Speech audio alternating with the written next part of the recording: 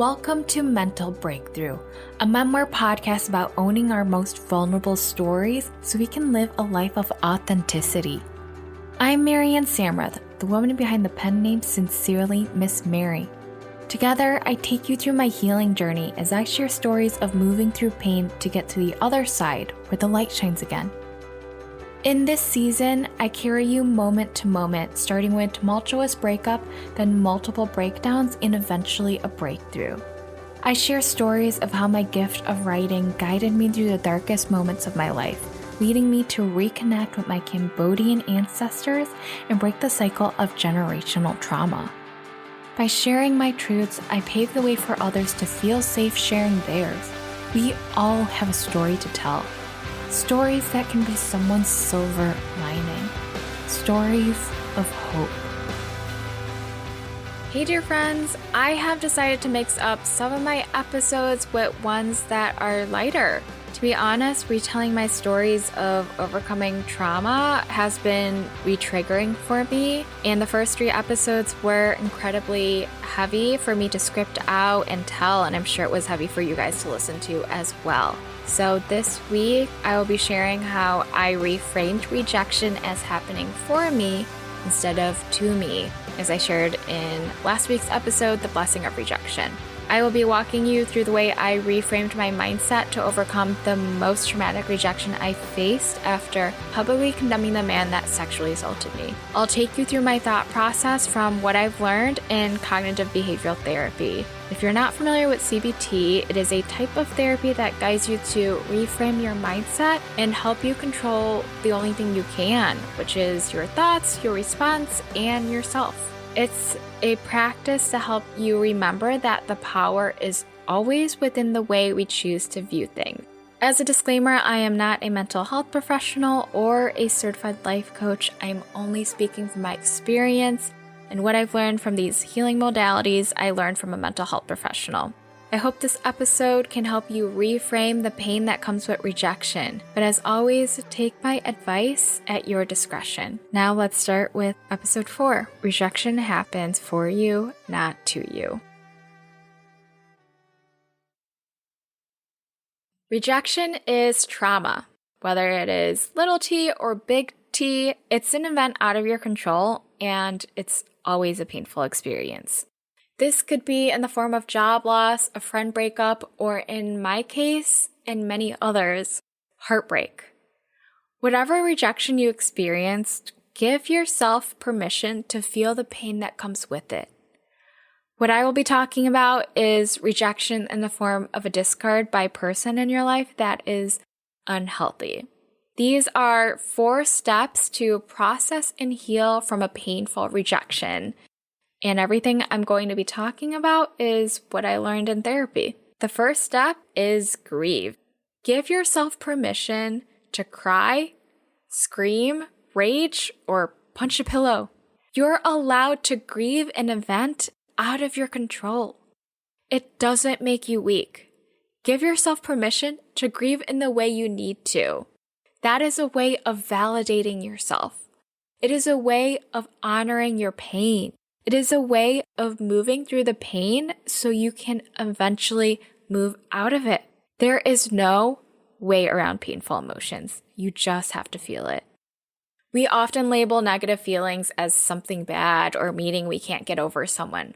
But what we don't realize is that by sitting in our pain, we actually learn more about ourselves. We learn about our core values. We learn about behaviors of other people that trigger us. We learn about relationships that don't serve us. When we allow ourselves to feel the necessary painful feelings for however long we need to, we also witness that pain fade. And what is left is a stronger, wiser you who is closer to knowing what you want and what you deserve. So I give you full permission to feel your feelings. This was the first thing I learned in therapy. And once I allowed myself to feel all of my negative emotions, I saw the beauty in the way it faded.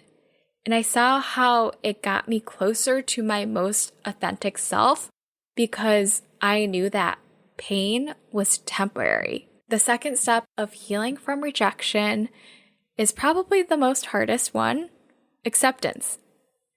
Acceptance that it happened, acceptance that there's nothing you could do to change it, acceptance that people are who they are.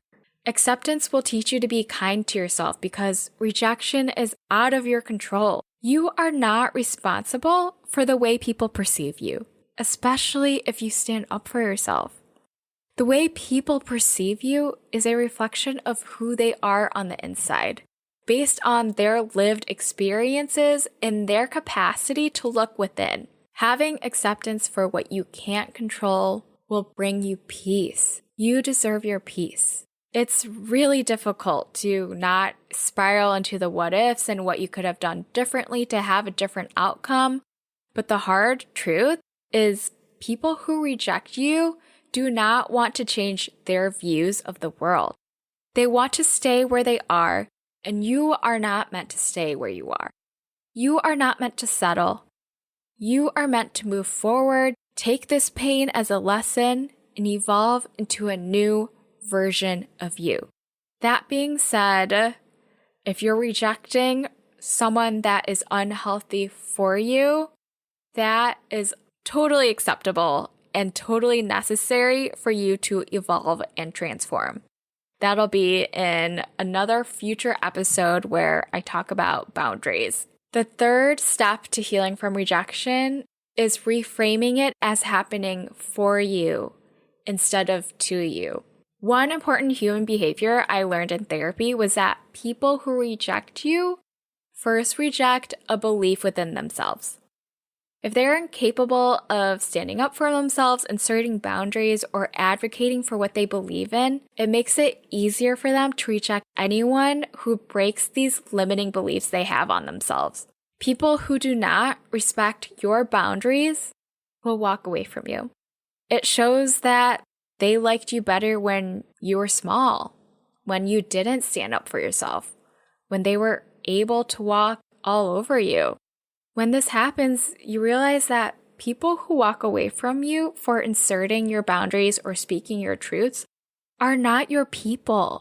If these people stayed in your life, they would be holding you back from being your most authentic self. When people walk away from you speaking your truths, you're redirected to people who accept you as you are. And most importantly, you are redirected to yourself. When people walk away from you using your voice, hold on to your truths that you did nothing wrong. And what will happen is that you will find realignment in the choice of how you show up to the world.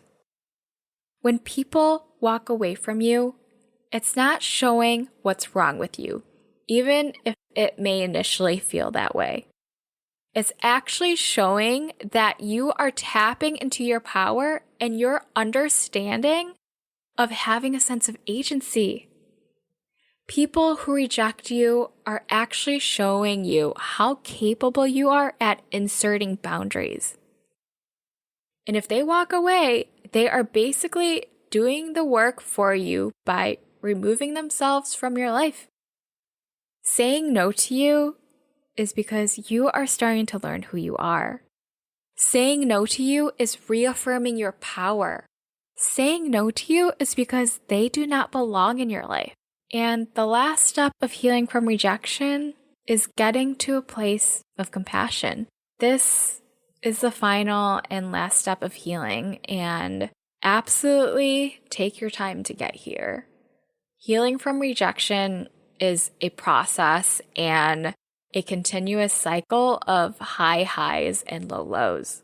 There is no timeline for healing, so take all the time you need to. A way to help you get to a place of compassion is to imagine who you would still be if this person or group of people stayed in your life. Who would you still have to be for them to stay? Is it someone who leads a life of fear? Is it someone who doesn't use their voice? Is it someone who plays small so small people can look bigger? Who would you still have to be for them to stay? Sit with that discomfort of who you no longer are. Because you are meant to grow, evolve, transform, and move forward to bigger and better things. You are meant to live a life where you can spread your wings and be yourself unapologetically. So I hope this helps you heal in whatever rejection you are facing now or have faced in the past. And I want to leave you with this final poem called Healing. Healing is a beautiful journey and an ugly process. Healing is crying on the kitchen floor, pounding the earth with all your rage. Healing is laughing so hard until your stomach cramps and your lungs fill with joy. Healing is finding stillness and serenity as the sun rises above you. Healing is complete surrender. Surrender to the open wounds of the past and of the present. Surrender to the unbearable pain and emotions that need to be felt. Surrender to the good, the bad, and the ugly that all intertwine to strengthen your soul and set yourself free.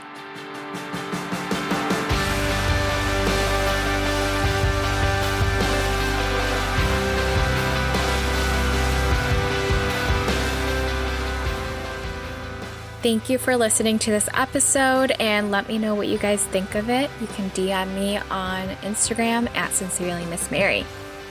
The healing journey is a path not many take, and I want you to know you are not alone. So I hope this episode about reframing rejection brings you closer to the peace you deserve. I'm Marianne, the woman behind the pen name Sincerely Miss Mary.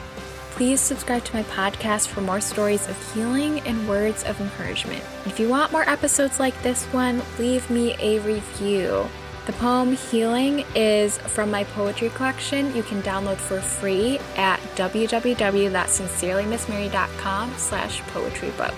I'll add the link to my show notes, and I'll talk to you guys next week.